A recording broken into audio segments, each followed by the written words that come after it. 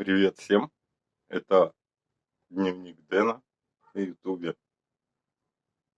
И начинаем рубрику «Ручки растут оттуда». И мы начинаем. Так, у нас